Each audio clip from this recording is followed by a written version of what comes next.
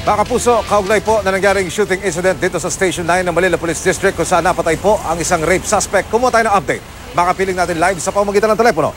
Ang tagapagsalita ng Manila Police District, si Police Superintendent Carlo Manuel. Colonel Manuel, magandang hapon. Welcome sa QRT. Yes po, magandang hapon po Sir Emil at sa inyong mga taga-Phoenix.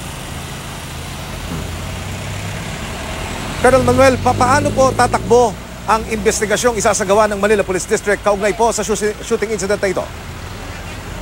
Yes po, ito actually po iniimbestigahan natin ang homicide, yung incident kahapon na di umano ay ang pagbaril dito sa suspect sa rape.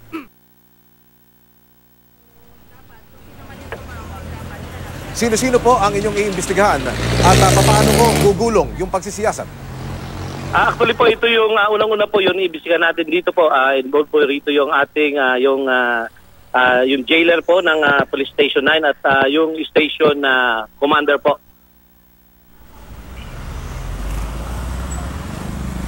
Para lalo po nating mapalinaw, Colonel Manuel, at hindi po nabanggit sa ilang report. Saan po ba nagganap ang shooting incident? Dahil para sa ating mga taga-subaybay, dalawang palapag po ito. Ang lobby yung isa, tapos ang office ni station commander ay nasa ikalawang palapag. Paano ho ang nakarating sa inyong kwento? Ito po, nung alas 9 po ng bandang pasado alas 9 po ng gabi, noong January 24, ito pong suspect ng sasalang rape, nakaramdam po ng pagsakit ng ulo, hirap sa paghinga, kaya tinawag po yung jailer. At bago po ito dalhin sa ospital, ito po idinaan muna sa office ng station commander upang ipagpaalam.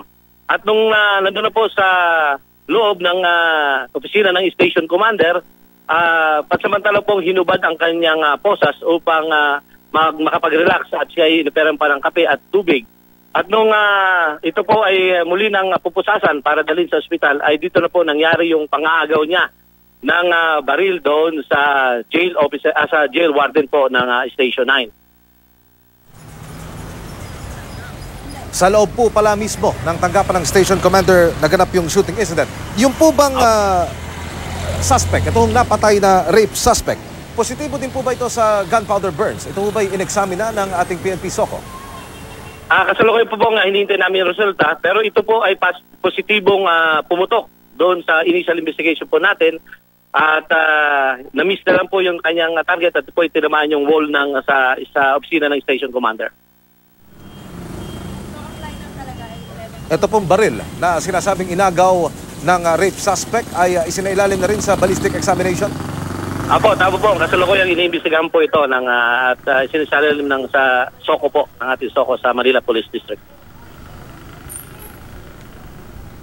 Colonel Manuel, sa inisyal na pagtaya ng pamunuan ng MPD, meron ho ba kayo nakikitang pagkukulang dito ho sa jailer na sinasabing naagawan daw ng baril?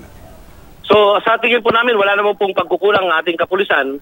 Dahil unang-una po, ito yung sinasabi natin na noong agawan siya ng baril at siya'y kaputukan nitong suspect.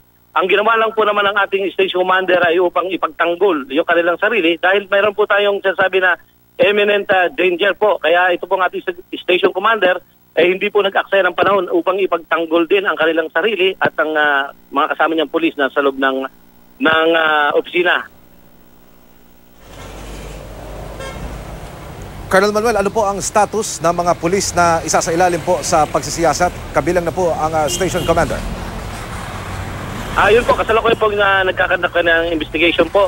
Pansamantala po ay hold status po sila doon sa kanilang assignment po.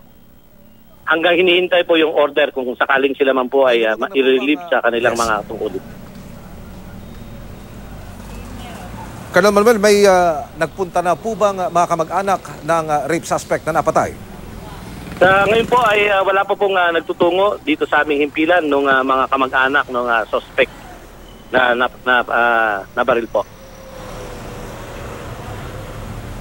Sakali ho, Colonel Manuel, may mabubuo ba kayong master plan o mas magandang mungkahi para hindi na maulit yung ganitong klase ng mga insidente? Opo, yun nga po ang aming ngayon po na magkaroon ng proper kung paano po yung mga ganitong pagta-turnover sa ospital.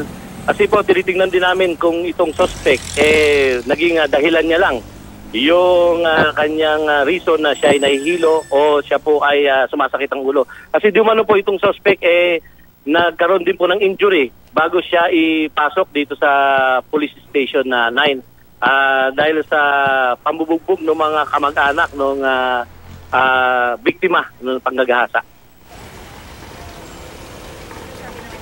Mensahe po ng Manila Police District sa mga nagsasabing at kung may question po na nagdududa, kumbaga, sa sinasabing kinahinatnan nitong rape suspect.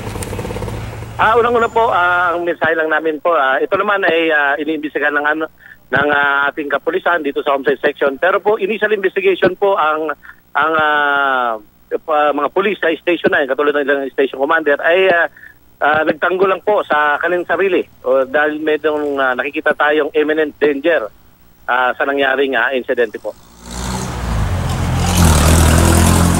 Mga kapuso, ang tagapagsalita ng Manila Police District, si Police Superintendent Carlo Manuel. Colonel Manuel, maraming salamat. Magandang hapon po. Maraming salamat po, Emil.